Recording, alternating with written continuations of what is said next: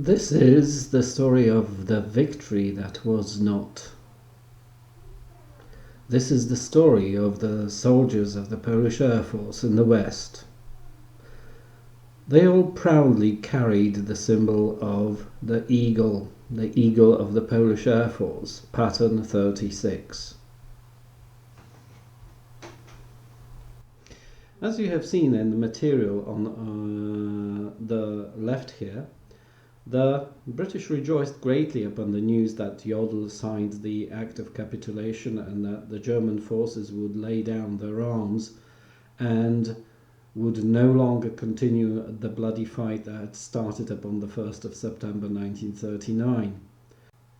There was much less happiness among the Polish soldiers in the West, whether it was the Polish Air Force, the Polish Navy, or the Polish land forces. Although General Maczek reached Wilhelmshaven to regain the Polish Eagle that the German Navy got from Westerplatte, it was still a great sorrow and a sense of great unease as to the form of the future Europe. A lot of the soldiers were sincerely worried about the fact that the new occupation had started by the Soviet Union. The Polish soldiers in the West would not enjoy the happiness of returning to their own homes.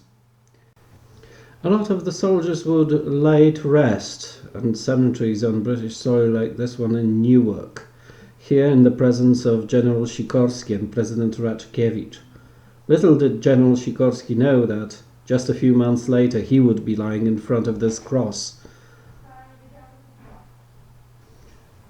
The fate of the members of the Polish Air Force in the West was varied depending on what decisions they took. When in 1946 the Polish Air Force was dissolved and all the members of the Air Force were redirected to either repatriation or if they decided to stay, they would stay either on English soil or emigrate to one of the members states of the Commonwealth.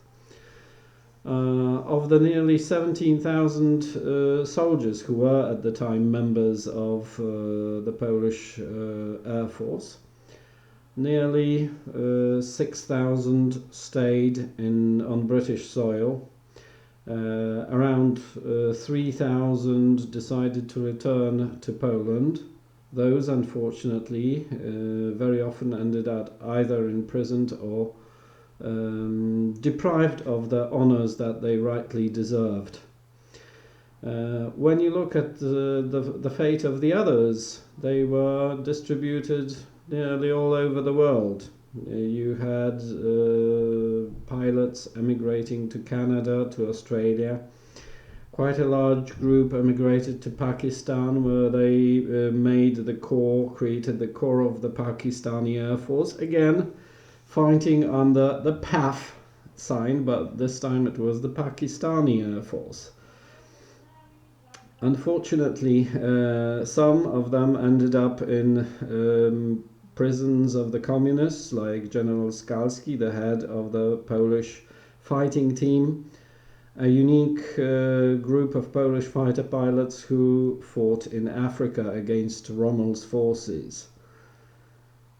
Unfortunately, in 1946, when London enjoyed the victory parade, members of armed forces from countries all over the world, even those who contributed only with minor units, took part in the victory parade.